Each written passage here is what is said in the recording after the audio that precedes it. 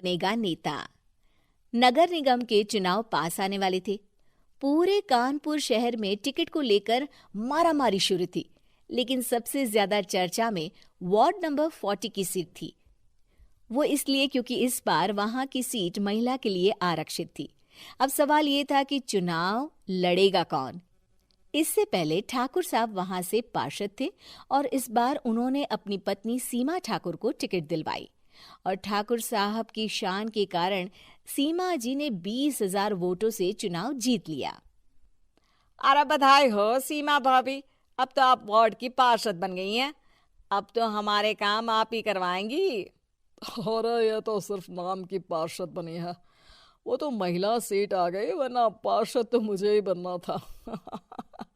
अब भले ही चेहरा इसका होगा, लेकिन पावर तो मेरी ही होगी। अरे वाह भाई साहब, क्या दिमाग लगाया है आपने भी। आइए आप लोग, खाना लगा दिया है सबके लिए। सीमा जी पार्षद बन चुकी थीं, फिर भी उनकी एक ना चलती।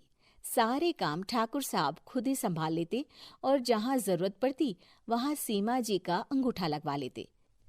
सीमा जी ज्यादा पढ़ी लिखी भी नहीं थी। एक दिन ठाकुर साहब और सीमा एक प्रोग्राम में जाते हैं। अरे ठाकुर साहब, आप आ गए। ओहो, पार्षद मैडम भी आ गई हैं। स्वागत है आप दोनों का। लगता है हमारे पार्षद फंड का सही इस्तेमाल हो रहा है। चलिए अब उद्घाटन करते हैं। ये लीजिए ठाकुर साहब कैची, आप ही सबसे पहले प्रवेश कीजिए।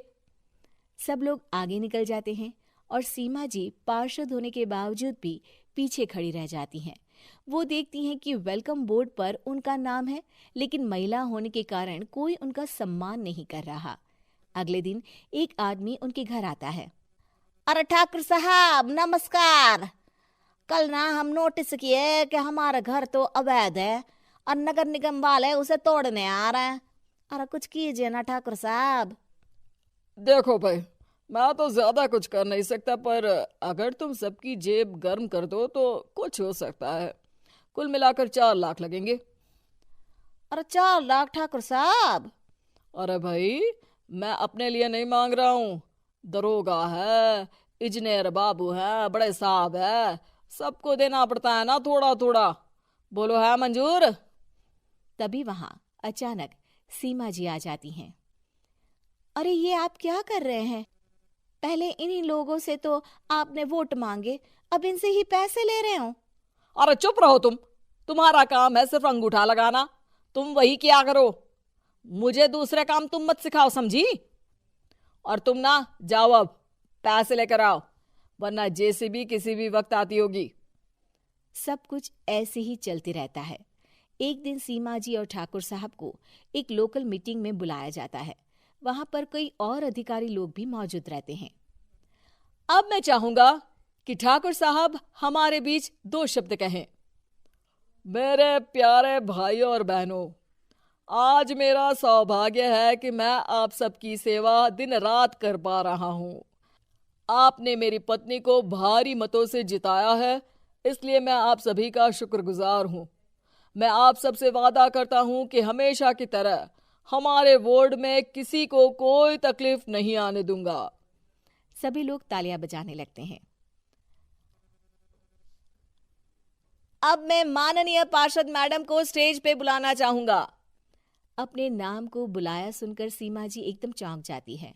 उन्हें बिल्कुल उम्मीद नहीं थी कि इतनी बड़ी जगह उन्हें मंच पर बुलाया जाएगा।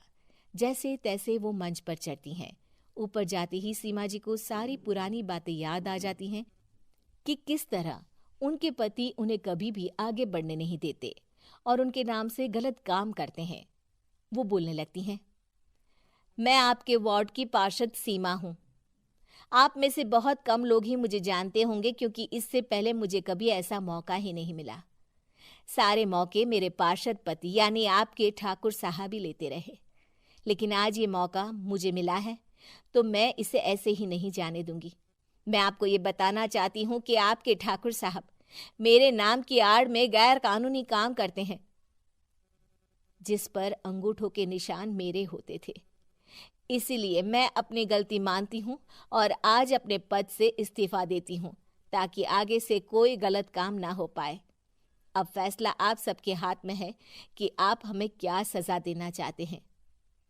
सीमा जी की बातें सुनकर ठाकुर साहब के चेहरे का रंग उड़ जाता है और वो शर्म से मुंह नीचा करके वहां से चले जाते हैं और पद से इस्तीफा देकर ही सही सीमा जी अपने आप में आत्मविश्वास महसूस करती हैं।